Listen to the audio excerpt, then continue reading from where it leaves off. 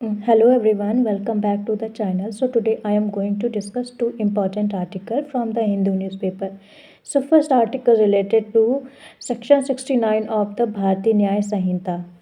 So first point is the Karnataka High Court clarified that a failed relationship based on a promise of marriage does not automatically amount to a criminal offense under sexual exploitation law. तो Karnataka high court ने clarify किया है जो failed relationship होते हैं based on a promise of marriage does not automatically amount to criminal offence. मतलब ये अपने आप में क्रिमिनल ऑफेंस नहीं होते। अगर आपने प्रॉमिस किया और उसको आपने नहीं पूरा किया है तो ये ऑफेंस आपका क्रिमिनल ऑफेंस के अंडर नहीं आता है, which is talking about under sexual exploitation law. Second point, the court held that consensual sexual relation between adults cannot be criminalized merely because the promise of marriage was not fulfilled later. Court ने ये बोला जो एक consensual relationship मतलब एक दो लोगों के बीच में उनकी कंसेंट के अकॉर्डिंग जब रिलेशनशिप बनता है तो इसका ये मतलब नहीं है कि केवल जब आपने मैरिज का प्रॉमिस किया था नहीं वो फुलफिल्ड हुआ है तो आप उसको एज अ क्रिमिनल ऑफेंस नहीं बोल सकते, उसको क्रिमिनलाइज नहीं बोल सकते हैं। Third point, it emphasise that intent at the time of making the promise is crucial. A mere breach of promise is different from a deliberately false promise. मतलब ये चीज़ मतलब ये एम्फसाइज करता है कि जब आपने किस टाइम प्रॉमिस किया है वो टाइम इम्पॉर्टेंट है। At the time of making the promise is crucial. A mere breach of केवल बस प्रॉमिस का तोड़ना ये अलग बात है, is different from a deliberately false promise. मतलब आप एक जानबूझ के प्रॉमिस को तोड़ते हो और एक होता है कि आप किस टाइम में कौन सा प्रॉमिस कर रहे हैं, आप उसको कैसे प्रूव करेंगे। The judgment interpreted section 69 of the Bharatiya Nyaya Sanhita which deals with sexual act induced by deceitful means including false marriage promises. तो जजमेंट ये इंटरप्रिटेट करता है सेक्शन 69 ऑफ भारतीय न्याय संहिता। ये किस चीज़ों पे डील करता है? डील विद सेक्सुअल एक्ट, जो कि क्या होता है, जो मतलब डिसाइडफुल मीन्स होते हैं। मतलब आपने मतलब इस डिसाइडफुल मीन्स जैसे आपने प्रॉमिस किया आप कि मैं इस बिहाफ पे मैं शादी करूँगा, तो आप लोग मतलब कोई दो इंसान फिर एक सेक्सुअल रिलेशन बना लेते हैं बट वो नहीं होता है। This is the deceitful means including false marriage promises. तो 69 भारतीय न्याय संहिता सेक्शन इस चीज़ों से डील करता है। The court cautioned that the provision should not be become a tool for retrospective criminalization of consensual relationship after they break down.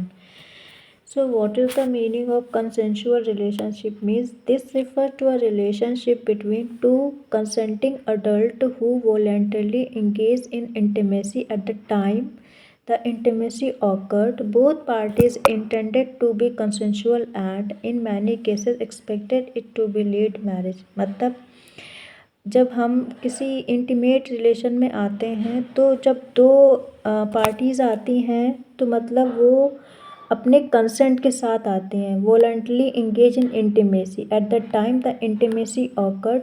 मतलब जब वो लोग इंटीमेट होते हैं तो मतलब बोथ पार्टी इंटेंट होती है कि वो it to be consensual and in many cases ये एक्सपेक्ट होता है कि हम आगे चल के शादी कर सकते हैं।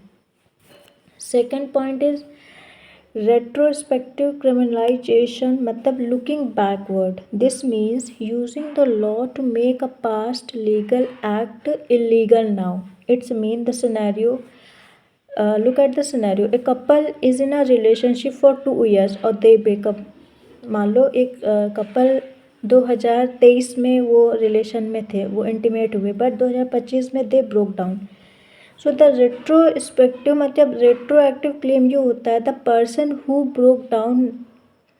broke up with files a rape case alleging that the entire relationship was based on a lie, false promise of marriage। मतलब जब आप चीज़ें ख़राब हो गई, जब रिलेशन ख़त्म हो गया तो आपने बोला कि जो पूरा रिलेशन था वो जस्ट बेस्ड ऑन अ लाई, आप फिर मतलब फॉल प्रोमिस ऑफ मैरिज था, तो आप उसके अगेंस्ट फिर आप केस फाइल नहीं कर सकते हैं।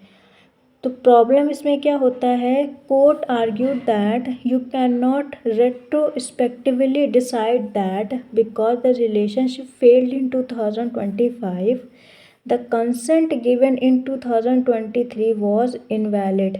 मतलब ये कोर्ट इसमें आर्ग्यू ये कर रहा है कि आप पीछे जाके मत देखो, रिलेशन जब हुआ था 2023 में तब इंटीमेट हुए थे विद कंसेंट, अब रिलेशनशिप 2025 में ख़त्म हो गया है तो ये इनवैलिड नहीं हो सकता है।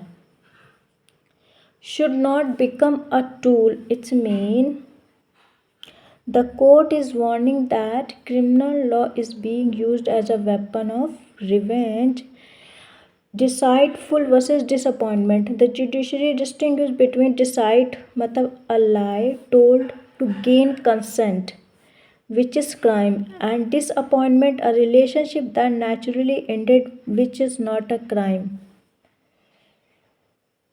So that is the meaning of that whole point 5 number.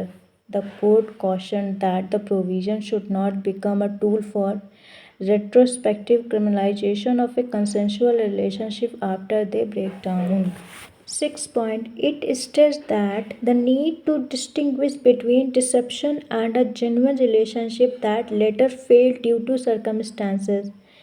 तो कोर्ट ने बहुत ही क्लियरली बोला, इस पर स्ट्रेस किया कि हमको ज़रूरत है डिस्टिंग्विश मतलब डिफरेंस करने की ज़रूरत है बिटवीन डिसेप्शन मतलब डिसाइडफुल क्राइम मतलब डिसाइडफुल मीन्स अगर आप चीज़ें बोल के फिर मुकरना, और अ जेन्युइन रिलेशनशिप मतलब जो real, that later fail due to circumstances जो बाद में जाके ख़त्म हो जाता है, मे बी कुछ उनके अलग सर्कमस्टांसेस हो सकते हैं। तो कोर्ट ने बोला कि इसके लिए आपको डिफरेंस पता होना चाहिए between dissipation and a genuine relationship. The ruling underlined the criminal law must not be misused to settle personal grievances as it carries serious consequences for individual liberty. तो जो रूलिंग आई है उसमें ये बोला गया, इसमें ये अंडरलाइन किया जो क्रिमिनल लॉ है उसका मिसयूज़ नहीं होना चाहिए, किस लिए, टू सेटल पर्सनल ग्रीवियंसेस किसी की पर्सनल प्रॉब्लम को सॉल्व करने के लिए, because it carry serious consequences for individual liberty. 8 point, this judgment reinforces the principle that criminal status must be interpreted narrowly and applied with caution, especially in matter involving personal relationship and consent. तो जो judgement आया इसमें ये reinforce कर रहा है जो principal है जो क्रिमिनल स्टेटस का, ये बहुत ही अच्छे से इसको इंटरप्रिटेटेड करने की ज़रूरत होती है और अप्लाइड विद कॉशन, बहुत ही सावधानी के साथ हमको इसको अप्लाइड करना चाहिए, स्पेशली कहाँ पे, इन matter which is involving personal relationships and consent. And the next article is judicial removal. So first point is judicial removal refers to the constitutional procedure for removing judges of Supreme Court and High Courts of India on grounds of proved misbehavior or incapacity. तो judicial removal जो refer करता है हमारे constitutional procedure का, किस लिए, for removing जजेस of supreme court और हाई कोर्ट ऑफ इंडिया, किस बिहाफ पे, on grounds of proofed misbehaviour और इनकैपेसिटी, मतलब दो ही बिहाफ पे आप उनको रिमूव कर सकते हैं, पहला तो मिसबिहेवियर और दूसरा incapacity. Second point, the process is govern by article 124 का sub section 4 and article 217 of the constitution and detailed under the जजेस इंक्वायरी एक्ट 1968. तो जो प्रोसेस है वो किसके अंडर गवर्न होता है, which is article 124 subsection 4 for the Supreme Court of जजेस and 217 for the High Court of जजेस ऑफ द कॉन्स्टिट्यूशन, और इसकी डिटेलिंग आती है अंडर द जजेस Inquiry Act which is 1968. And it emphasise that intent at the time of making the promise is crucial, a mere breach of promise is different from a deliberately false promise. मतलब ये चीज़ मतलब ये emphasise करता है कि जब आपने किस टाइम प्रॉमिस किया है वो टाइम इम्पॉर्टेंट है, at the time of making the promise is crucial. A mere breach of, केवल बस प्रॉमिस का तोड़ना ये अलग बात है, is different from a deliberately false promise. मतलब आप एक जानबूझ के प्रॉमिस को तोड़ते हो और एक होता है कि आप किस टाइम में कौन सा प्रॉमिस कर रहे हैं, आप उसको कैसे प्रूव करेंगे। 5 point. The committee investigate the allegation and submit its report only if guilt is proved. Does the motion proceed further? जो कमेटी होती है वो इन्वेस्टिगेट करती है जो एलिगेशन उन पे लगाए गए हैं, जो रिपोर्ट में सबमिट हुए हैं। अगर द गिल्ट इज़ प्रूवन, मतलब जो आपने एक्यूजेशंस लगाए अगर वो प्रूव हो गए तो आगे मोशन को फर्दर प्रोसीड किया जाता है। 6 point. The motion must be passed in each houses of parliament by special majority, a majority of total membership and 2/3 of members present and voting. तो जो मोशन जो पास होता है उसके लिए हमारी एक स्पेशल मेजॉरिटी होनी चाहिए पार्लियामेंट में। The majority should be 2/3 of member present and voting in parliament. 7 point. After parliamentary approval, the president ordered the removal, making the executive role formal and non-discretionary.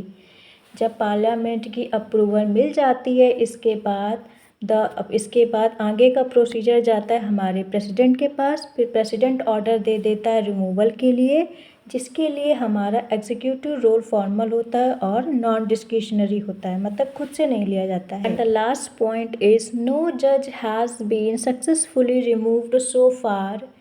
Past cases like Justice V. Ramaswamy highlights the difficulty of achieving the required majority। मतलब अभी तक हमारे India में कभी भी अभी तक कोई भी ऐसा जज नहीं हटाया गया है सक्सेसफुली, क्योंकि इतनी लेंथी प्रोसीजर होती है। Past cases like Justice V. Ramaswamy highlighted the difficulty of the achieving the required majority। मतलब इतनी डिफ़िकल्टी होती है पूरी प्रोसीजर को फॉलो करने में, तो ये हाईलाइट किया है हमारे justice V Ramaswami. In the case 7 point. After parliamentary approval, the president ordered the removal, making the executive role formal and non-discretionary। जब पार्लियामेंट की अप्रूवल मिल जाती है इसके बाद आगे का प्रोसीजर जाता है हमारे प्रेसिडेंट के पास, फिर प्रेसिडेंट ऑर्डर दे देता है रिमूवल के लिए, जिसके लिए हमारा एग्जीक्यूटिव रोल फॉर्मल होता है और नॉन डिस्क्रिशनरी होता है, मतलब खुद से नहीं लिया जाता है। लास्ट पॉइंट इज नो जज has been successfully removed so far. Past cases like Justice V. Ramaswamy highlights the difficulty of achieving the required majority। मतलब अभी तक हमारे इंडिया में कभी भी अभी तक कोई भी ऐसा जज नहीं हटाया गया है सक्सेसफुली, क्योंकि इतनी लेंथी प्रोसीजर होती है। Past cases like Justice V. Ramaswamy highlighted the difficulty of the achieving the required majority। मतलब इतनी डिफ़िकल्टी होती है पूरी प्रोसीजर को फॉलो करने में, तो ये हाईलाइट किया है हमारे justice V Ramaswami. In the case